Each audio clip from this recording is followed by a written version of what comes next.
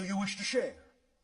Yes. All right, you may begin. Good day. How are you? Good, Bashar. I'm Annalisa, Oh, all right, if you insist.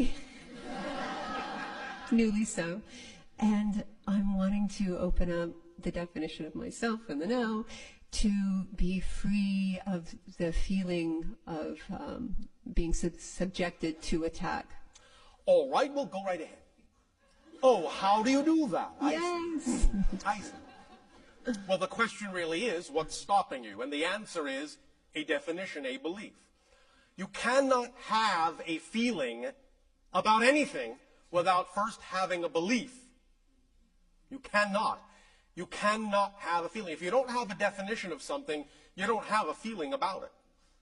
The only way you have a feeling is by having a belief. So, when you have a feeling, such as in your case, you say, a fear of being attacked, you have to find out what the belief is that is generating that emotional response, that emotional reaction. So when you have a feeling, the first step is to treat the feeling not as an enemy, not as something to get rid of.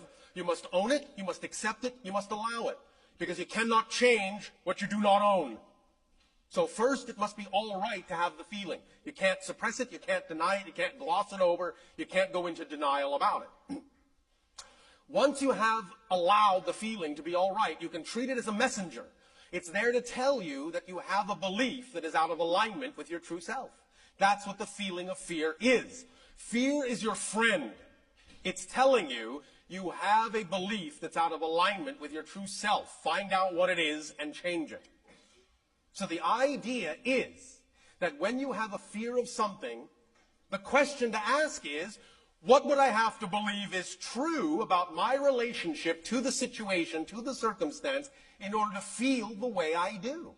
And as you sit quietly in a meditative state and ask that question, you will ultimately begin to start getting answers from your higher self. It will point the belief out to you. It might be symbolic. It might come in the form of a variety of different methodologies as to what that belief is, but you will get an answer. But that's the first question to ask. What would I have to believe is true about myself and my relationship to the situation in order to feel the way I do? And when you get in touch with what the belief is, when you begin to define it, you make it transparent.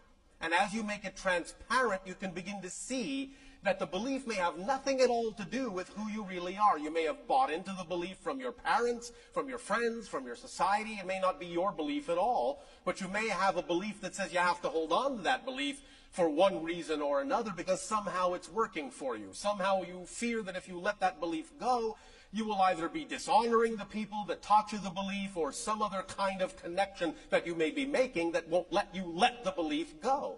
But when you find out what the belief is and where you understand you got it from, it will no longer make sense for you to hold on to it. And as soon as it doesn't make sense, it's gone. Do you understand? Yes. Do you think you can do this? Or do you have a belief that says you can't? Or that this is difficult? I'm wanting to know that I can change the belief and I won't be getting bleed-throughs from past lives where I was, Did you hear what we said about the concept of past lives? Yes. So if I change my beliefs, Yes. then will my past selves stop being attacked as well? Understand that every single being is autonomous and they will create for themselves whatever they wish to create based on their belief systems. But that has absolutely nothing at all to do with what you prefer to experience for yourself. So no matter what any other version of your soul is going through, that does not determine what you can experience. Do you understand? Yes. It doesn't matter what they're going through. It only matters what you decide you're going to go through. So it's simply my choice. So why are you making it conditional? Okay. You understand? Yes, I do. See, you're making connections where none need to be made. And thus you are anchoring yourself, chaining yourself to the idea of if this, then that. Instead of just understanding that you have the autonomous power to decide, regardless of what's going on with any other life, what you are able to experience in this life. Okay, I choose to be autonomous then. Yes, then go ahead and live your life in an autonomous way. And if you discover that you still have yet another belief that is allowing you to be anchored to something you don't prefer, ask the question again. And when you discover you have another belief, ask the question again. Until you have finally found all the fundamental beliefs that are anchoring you to something you say you don't prefer to be anchored to. Because I guarantee you, we understand human psychology, and I guarantee you, when a belief doesn't work for you, you'll let it go. And if you keep holding on to a belief, what that means is you have another belief that says to hold on to that belief somehow works for you. Because if it didn't, you would let it go. Guaranteed. You are all motivated to let go of the things that are actually pointing in the direction of pain. You are all motivated to go in the direction and choose the things that are representative of joy. The key here, however, is you are always motivated to choose in the direction of what you define as more pleasurable. You are always motivated to move away from the thing you define as more painful. So you have to get in touch with your definitions, because very often, even though you may empirically know that a certain choice would actually be more beneficial for you, you may not be choosing it because you have a belief that has attached itself to that thing that makes it appear to be the more painful choice. But once you find out what that belief is and you re-identify the idea as being the more joyful choice, you will choose it instantly and let go of anything that is actually representative of pain. It's just that when you are raised on your planet, sometimes you are, in a sense, taught to attach negative beliefs to positive things. For example, most of you know this example on your planet where many people are raised to believe that if you don't have a lot of money, you're not successful. Yet at the same time, you're also taught that the love of money is the root of all evil. So what does that mean? I'm going to be successful and evil.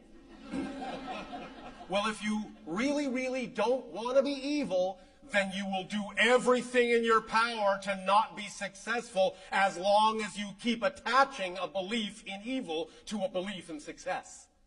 But once you detach those beliefs and recognize that one has nothing to do with the other, then you can say, how silly, how ridiculous, this has nothing to do with me. This doesn't make any sense. I don't have to believe that just because I'm successful, that means I have to be a bad person.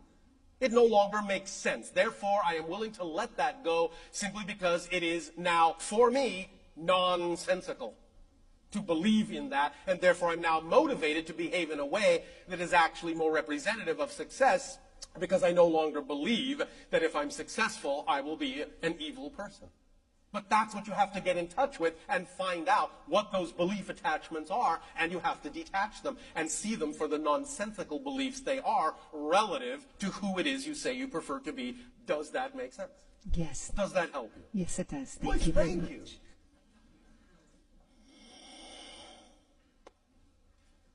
Hello, Bashar. And you, good day. Thank you.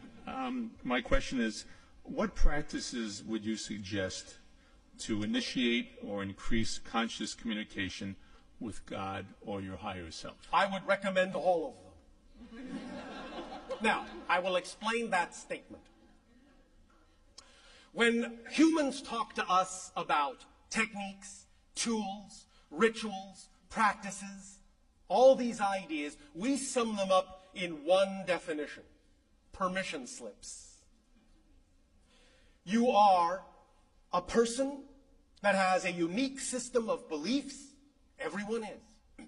When you find yourself attracted to a particular ritual, a particular tool, a particular technique, you are attracted to it for a reason. The reason being that that particular tool at that moment is reflective of the belief system within you that says that if I do this thing, I will give myself permission to be who I really am. So that tool, that technique, is actually nothing but a permission slip that fits the context of your belief, that allows you to give yourself permission to be who you are. But the tool and the technique isn't actually doing anything. Does that make sense? Yes. So, at any given moment, any tool or technique or ritual or practice that you deem is the most exciting one for you at that moment, that you feel will actually allow you to expand the best, is at that moment the best one for you. They all are valid because they're all nothing but permission slips. That's all they are. Does that make sense? Yes. Does that answer your question sufficiently? A side thought. Yes, all right, a side thought. Basically, you could feel, I don't need any permission slip. All I have to do is ask or do it now. That is also a permission slip, so yes. Yes. Thank you. The Yes. question I saved for second, because you altered it with your talk, is Drunvalo Melchizedek, a noted teacher of today, Yes. stated that we have entered a 7-year time period, and speaking on behalf of the Mayan elders, Yes. and I know this can change because of what you said, Yes. he said it is a high probability that the Earth will experience a pole shift physically within the next 7 years. Could you comment on that? Do you wish to be in that world? No longer. Then you're not. Okay. Again, remember, perceptions of one world, which are true, don't necessarily carry to a parallel Earth where you may prefer to be. So when you say, the world will experience a pole shift, the question is, which Earth are you talking about? I've already made my decision to move elsewhere. Thank but you. As a matter of That world will experience it. intellectually curious, the way the world exists now in this energy, Yes. is that a high probability for this? It is not, because if it was, we probably would not be having these conversations with you. Great. Now, there will be some electromagnetic shifting in the vibration of the world to whom we are communicating at this time. But again, even though it may be disruptive here and there, it does not have to arrive at catastrophic proportions. And even that can change. So again, it's always in the moment, which world are we talking about? Which world are we talking about? Which world are we talking? Which world? Which? Always new, always different. Make your choice. Thank you. Thank you very much.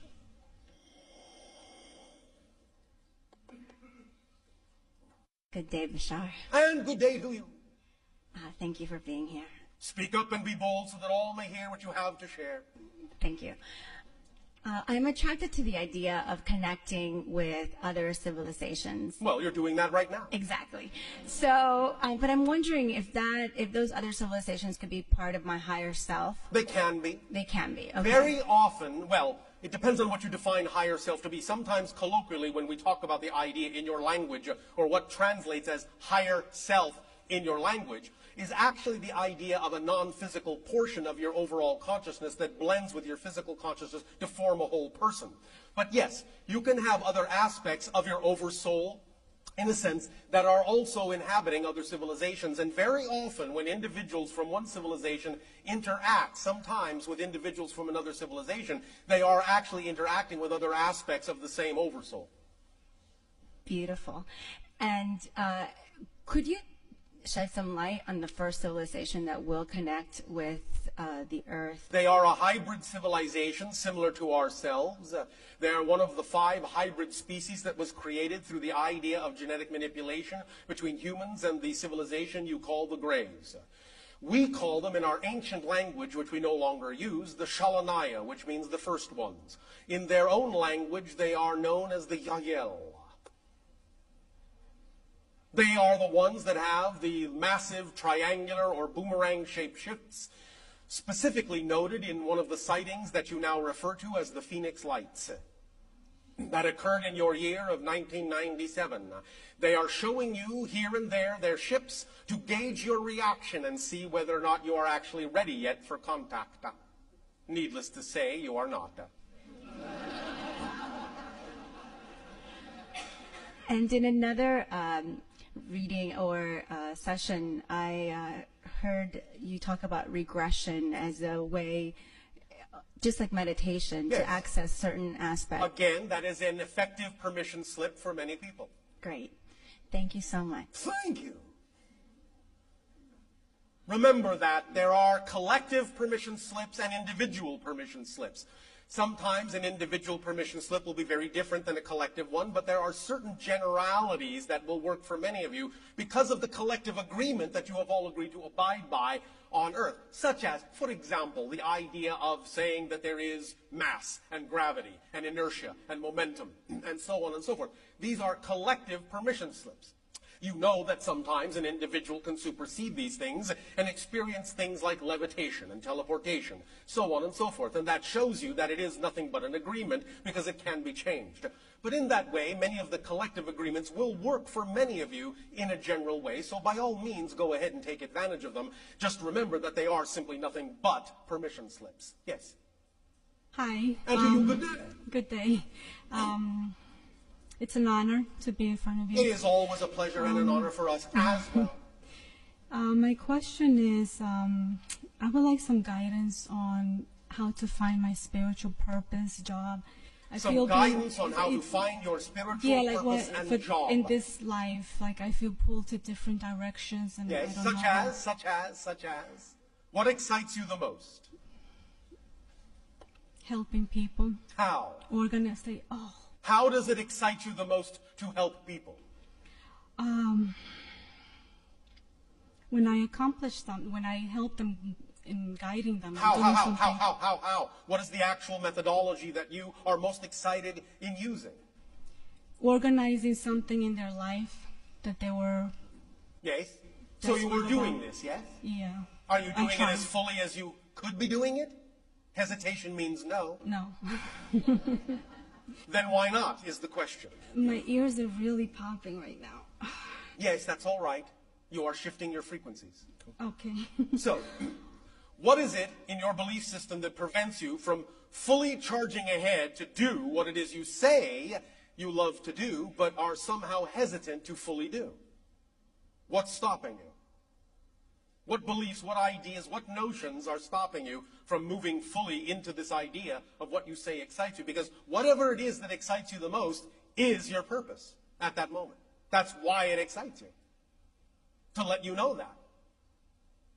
While you're thinking about it, understand that on that basis, you all have the same purpose. You all have the same mission. You all have the same job, fundamentally, in this life. And that is to be your fullest self. How do you do that?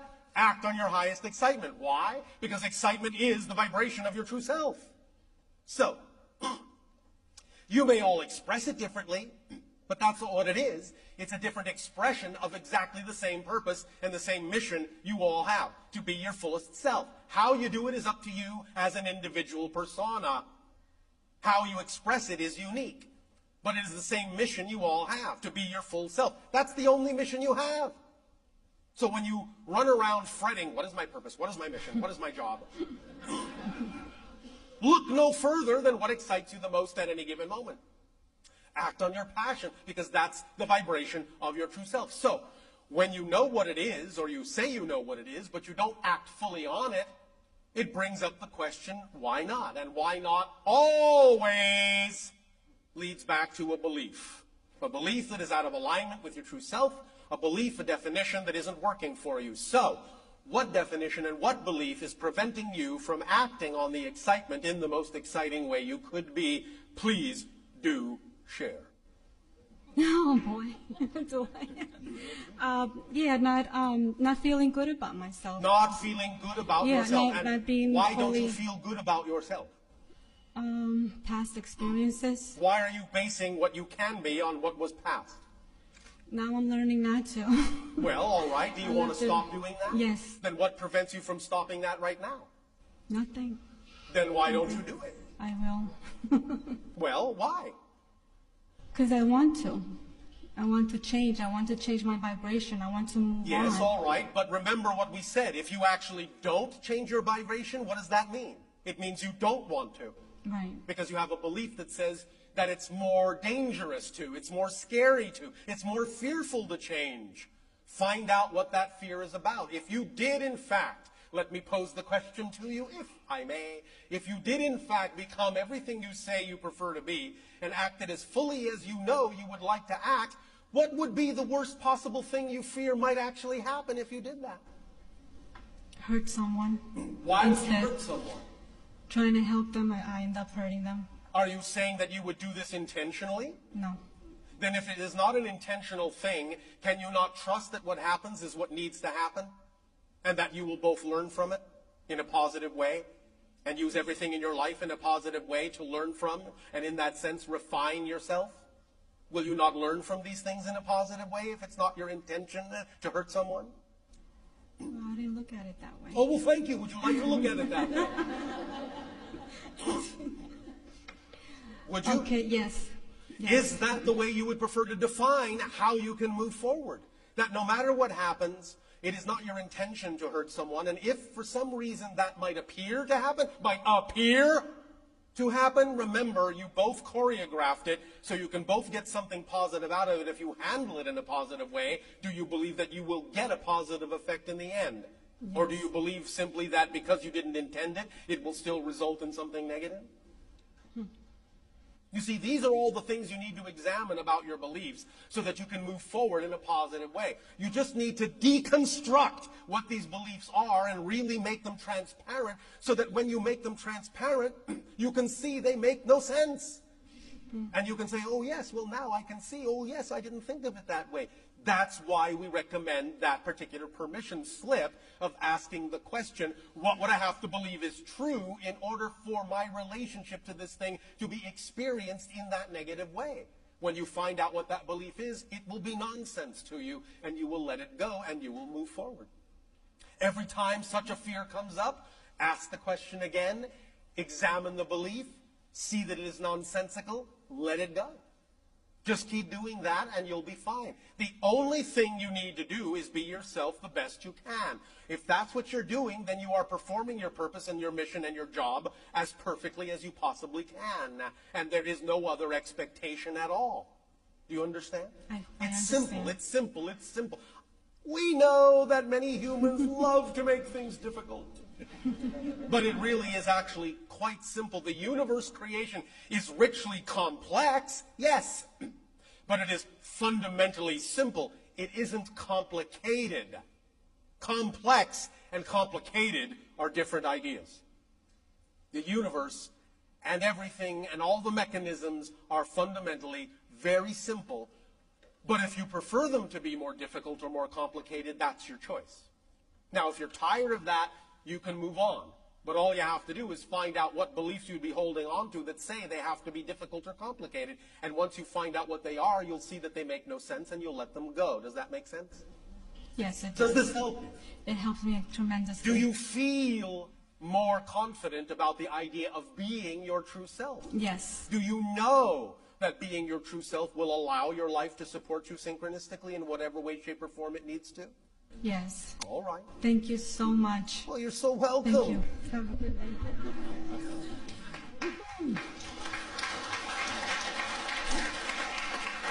Please, please, please remember, these things we are discussing are not just nice sayings.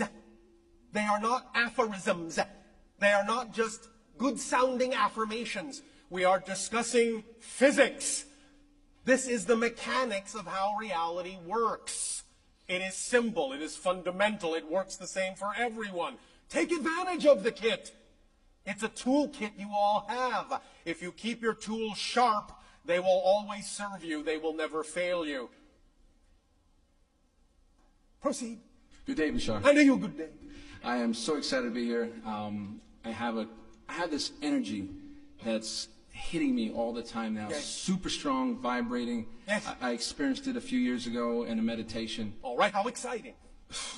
Some people can't stand next to me sometimes. Oh, all right, how exciting. Fantastic. Really exciting. Super exciting. I can't help it. Yes. So I originally thought it's, I interpret it as a sexual energy, but Do they interpret it that way? yeah. I have a lot of women in my life. My mom got 4 girls. I have pretty much no men in my life, even though, everybody around me is usually a woman. Well, So- I think there are males around you now. Yeah, males around me, but in my I in my understand. family, I it's am having okay. some fun with it. So I'm very confused about this energy. Confused in what way? When I first experienced it, it was so powerful in the meditation that I had to snap out of it because it kind of hurt a little bit.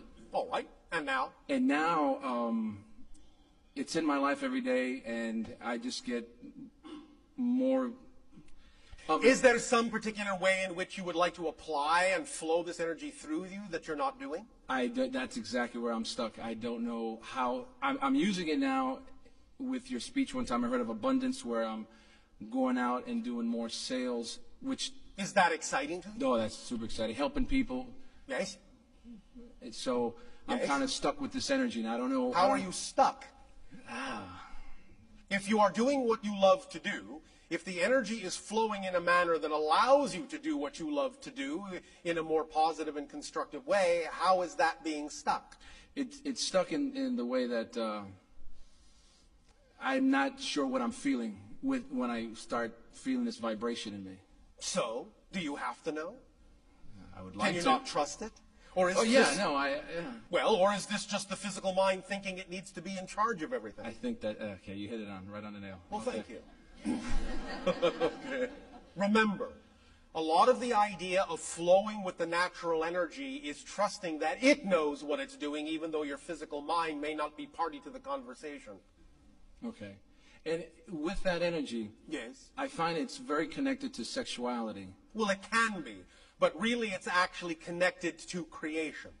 So, in the sense, it's something that you experience, that sexual energy, or you mature out of it. In a sense, the way you have asked the question, you will find that it can expand into something that, or mature into something that would not necessarily always be regarded or experienced in specific sexual terms, but may become something much broader, more in the idea of compassion. Beautiful. You understand? Yes, I do. Does that help you? Oh, fantastic. One moment. How have your dreams been lately? Traveling to other places. Yes. And can you name one that was a favorite? Picture-wise, I mean, I don't know. Describe it however you wish. What did you learn there? What did you bring back from that experience you call a dream? What did you wake up knowing?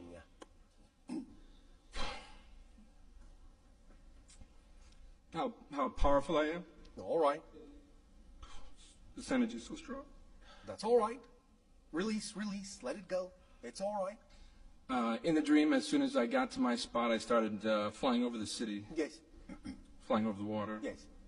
Let yourself not need to know every little thing that's going on. Let yourself not need to control every little aspect. Let it flow and trust it, and it will broaden and mature into something much more expansive and not come through such a limited valve. You follow? Yes. Pleasant dreams. Thank you.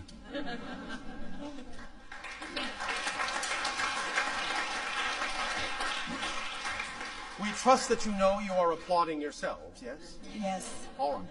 Good day, Bashar. And to you, good day. It's nice to interact with you again. It is exciting for us to interact with you as well. Thank you. You're a joy. We love you and appreciate you. Our unconditional love to you. Thank you. My question has to do with reincarnation. Now, I understand. With multiple simultaneous incarnations. Yes, I understand the concept, but what I want you to further explain, the in-between, when you're not in a physical body, you're in between. Those also exist simultaneously. So it's like a body but not a body, but it has its own frequency. It has its own frequency. It is of a certain density, though not the density of what you experience as a physical body. Okay. But it has an free. identity that can be representative of the spirit of a given life, but it is a unique and autonomous individual unto itself as well, that simultaneously coexists with the life. So explain to me why, if you can do things over there the same in a sense, here, why would you want to be there or here? What's really, I mean, I understand the difference of physical body, but I hear people say, when I've talked to you before, oh, they're gardening over there just like they did here.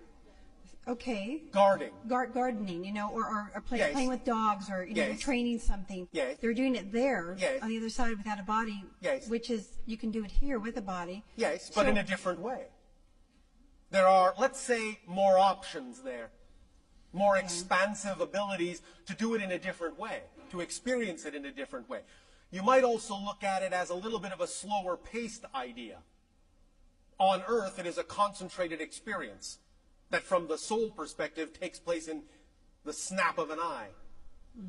The idea is that that degree of concentrated experience allows you to learn different things than you would learn just doing it on the soul level. Okay.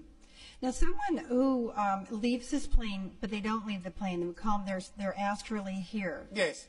Okay, what is that? Can you explain that a little bit more? It is an expansion of consciousness. Let's put it this way. Even the idea, really, now I'm going to give you the fundamental mechanical description here. I understand how it may appear from different perspectives, but I'm actually describing the actual mechanical experience. Do you understand? Yes. All right. So even though in death and even though in astral travel it may seem as if your spirit is leaving the body, so to speak, your spirit isn't in your body. It's actually more precise to say your body's in your spirit. The idea is that the body represents a concentrated focus within the broader perspective of your consciousness. And when you, quote unquote, leave the body, as you say, the idea is that you actually simply expand your consciousness beyond the parameters of the physical focus and now contain the idea of physical reality as one aspect of your consciousness instead of appearing to be the only aspect of your consciousness. So it's a broadening and an expansion of consciousness that allows you to experience yourself as the bigger you, or a bigger you, because there are still bigger yous yet. Okay, so, Yes. for example, my father passed in March, and now Yes. people are saying that they're seeing him at Yes. the house. Yes. And I'm wondering, okay, now that they're perceiving that. Yes. But is he really showing up or in there? Yes. Remember, you cannot imagine non-existence. Anything you can conjure up on some level is a real experience and can be experienced in a variety of ways on different levels. So, it's not this or that, it's this and that. Oh. So it is not only the idea simply that he expanded his consciousness in a certain way as in experiencing himself on a certain plane, but also it is true that an aspect of his consciousness on a spirit level is also communicating with those on physical reality. Got it. So he can be in the light, but he can also show up. So on that level, you can really multitask. That's the difference. You understand? Yes, yes. So it's this and that, not this or that. That's great. The idea, the whole idea of the expansion of consciousness is that it includes what was before, not excludes. Includes, integrates, grows bigger, and contains what was experienced before. It doesn't get rid of, doesn't, in that sense, go away from. It includes it, it wraps it, it contains it. Make sense? That's awesome. Thank you so much. Yes, it is full of some awe.